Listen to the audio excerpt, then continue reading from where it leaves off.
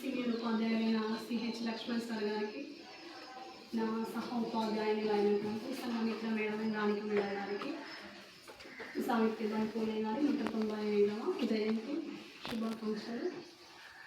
మొట్టమొదటిసారిగా సావిత్రిబాయి పూలే గారికి నా యొక్క హృదయపూర్వక కృతజ్ఞతలు. ఎందుకంటే ఆమె వల్లనే నేను ఈరోజు ఈ స్థాయిలో నిలబడగలను కాబట్టి ఎల్లవేళలా ఆమెను మనసులో స్మరించుకుంటూనే ఉంటాను ఎప్పటికీ కూడా. మరి సావిత్రిబాయి పూలే అధిగమించినటువంటి కష్టాలు, అవరోధాలు మాటతో చెప్పుకుంటే ఒక రోజుతో, ఒక గంటతో, ఒక రోజులో, ఒక సంవత్సరంలో తీరుబడి కావు. వయసు ఎంత? 9వ ఏట పెళ్లి చేసుకొని ఆమె భర్త ద్వారా చదువు నేర్చుకొని ఆమె నేర్చుకున్న జ్ఞానాన్ని మళ్ళీ అందించాలంటే ఆమె నిద్రపోయిన రోజులు చాలా తక్కువ. 9వ ఏట పెళ్లి చేసుకుంది, చదువు నేర్చుకుంది భర్త ద్వారా. ఆమె పొందినటువంటి జ్ఞానాన్ని ముఖ్యంగా ఎవరికి అందించాలనుకుంది? గర్ల్స్కి, బాలికలకు, మహిళలకు. ఎందుకోసం అంటే ఆ కాలంలో మనుస్మృతి నడుస్తుంది. మనుస్మృతి అంటే ఏంటిది? ముఖ్యంగా బ్రాహ్మణులు టెంపుల్కి బ్రాహ్మణ్స్ వెళ్తారు కదా, అప్పుడు ఏం చేసేవాళ్ళు? పంచలు వేసుకొని, జంజిరాలు వేసుకొని, షర్ట్ ఉండకపోయేది బ్రాహ్మణ్స్కి. వాళ్ళు చెప్పిందే వేదం. ఏ వేదంలో కూడా, ఏ భగవద్గీతలో, ఏ రామాయణంలో, మహాభారతంలో ఆడవాళ్ళను, మహిళలను, బాలికలను చులకనగా చూడాలని ఎక్కడ కూడా రాసి లేదు. ఆమె క్వశ్చన్ చేసింది. ఆమె నేర్చుకున్న చదువు మళ్ళీ బుక్స్ ద్వారానే కాకుండా ఆమె వేదాలన్నీ చదివేదట. అర్ధరాత్రి వరకు కూర్చుండి ఏ వేదంలో రాస్తుంది, ఏ భగవంతుడు చెప్పిండు, ఏ దేవత చెప్పింది చదువుకోవద్దని చెప్పి ఆమె మళ్ళీ క్వశ్చన్ చేసుకునేదట. నేను చేస్తుంది కరెక్టేనా కాదా, ఈ పురుషులకు వ్యతిరేకంగా నేను పోరాడుతున్నా, నేను కూడా సమానమే అని, మరి నేను చేస్తుంది తప్ప కాదా అని ఆమె 1-10 సార్లు పరిశీలన చేసుకున్న తర్వాత బయటకు వచ్చేదట. ఏ వేదంలో కూడా ఆడవాళ్ళని తక్కువ చూడాలని లేదు, మహిళలను తక్కువ చూడాలా, చదువుకోవద్దు, బయటికి వెళ్ళొద్దు, ఇంట్లోనే కూర్చోవాలా అనేది ఎక్కడా లేదు. అవన్నీ కూడా ఆ బ్రాహ్మణ్స్ని వాళ్ళు ఆమె పాఠశాలకు వెళ్ళే దానిలో కూర్చుండే వాళ్ళట కాపలాగా.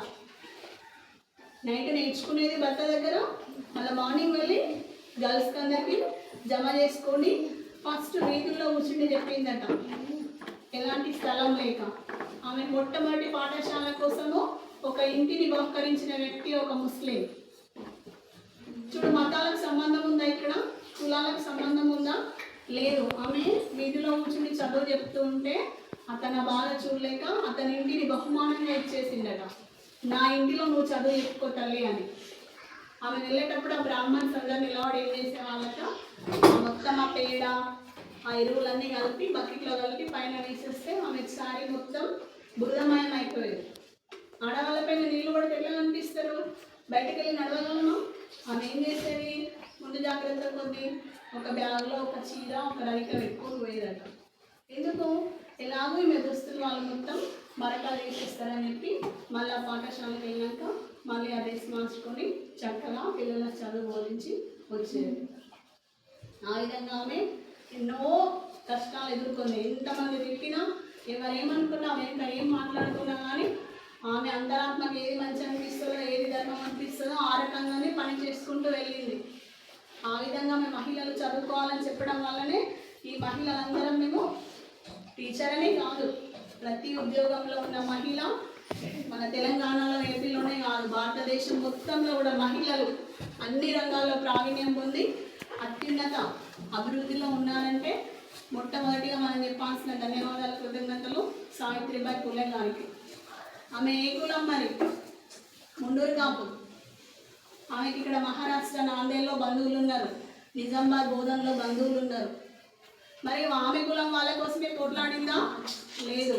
అంటరానితనం. బహుజన పాఠశాలలు కూడా స్థాపించింది ఆమె. బహుజన పాఠశాలలు అంటే అన్ని కులాల వాళ్ళు కూడా ఒకటే దగ్గర చదువుకోవాలని చెప్పేసి అలాంటి పాఠశాలలు కూడా స్థాపించింది. ఆమె ఎంచుకున్న నినాదం ఏంటి అంటే మహిళా హక్కులే మానవ హక్కులు. మహిళా హక్కులే మానవ హక్కులు. ఒక మహిళకు ఉండాల్సినటువంటి అన్ని హక్కులు కూడా మానవులకు ఉండాల్సినటువంటి అన్ని హక్కులు కూడా మహిళలకు వర్తిస్తాయి కాబట్టి మహిళా హక్కులే మానవ హక్కులు అన్నది. ఇంకేం స్థాపించింది ఆమె? సత్య శోధక్ సమాజాన్ని స్థాపించింది. సత్య శోధక్ అంటే కనిపెట్టడం, సత్యము అంటే అబద్ధం ఆడకుండా ఉండడం, నిజం చెప్పడం. సమాజం అంటే సమాజంలో సమాజంలో సత్యాన్ని మాత్రమే చెప్పాలి. ఆ విధంగా ఆమె ఆ సమాజ్ స్థాపించింది. ఇంకా గర్భిణీ స్త్రీలకు ఎంతో మందికి పురిటి కానుకలు చేసింది, డెలివరీస్ చేసింది.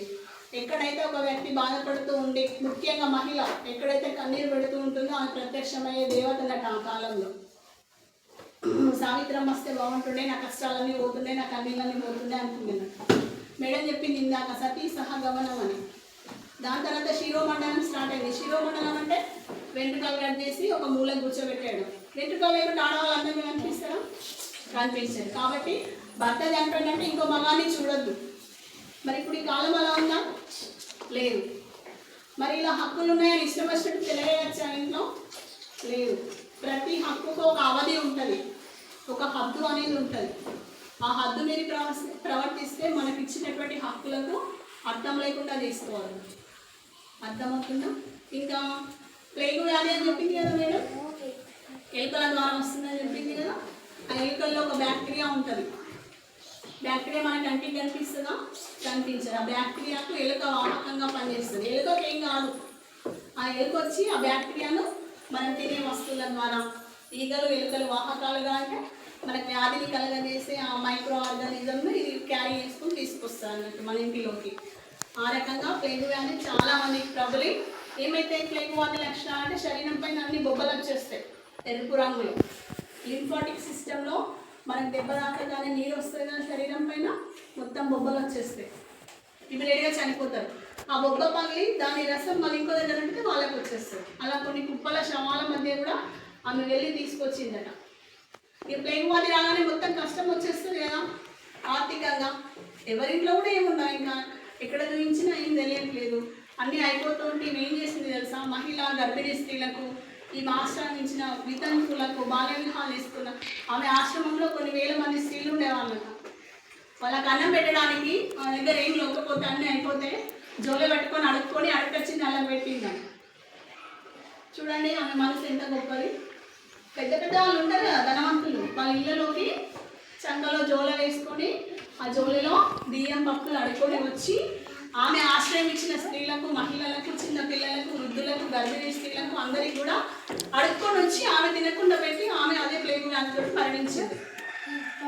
మరి ఆమె తినొచ్చు కదా, ఆమె దాచుకోవచ్చు కదా, అంతటా ఆర్థిక సంక్షోభం ఉంది కదా.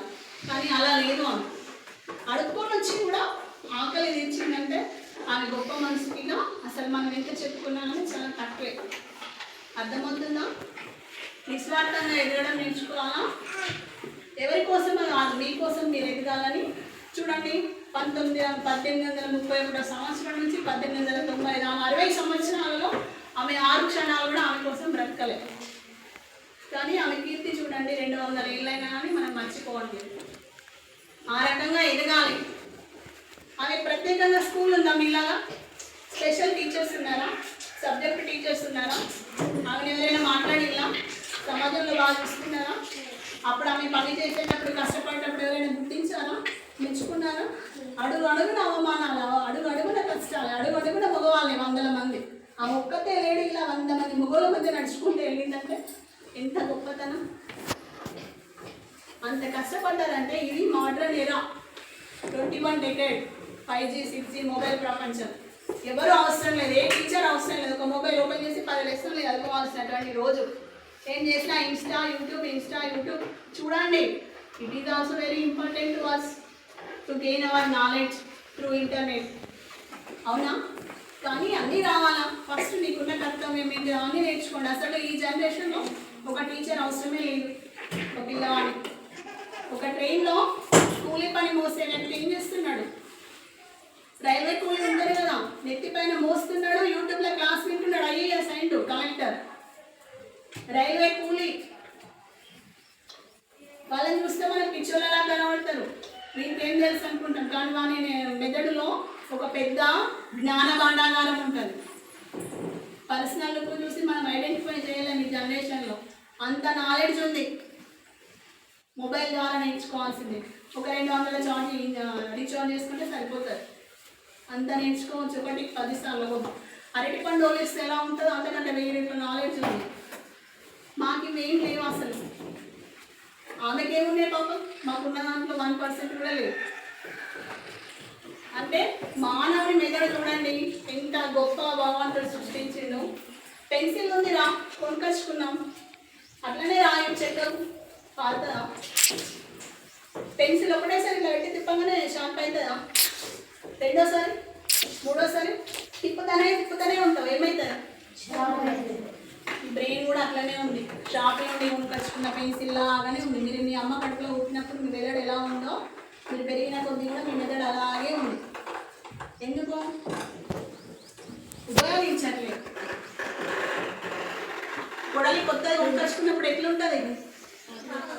షార్ప్ ఉంటుందా? మార్కెట్ నుంచి తెచ్చినప్పుడు మధు ఆపేరా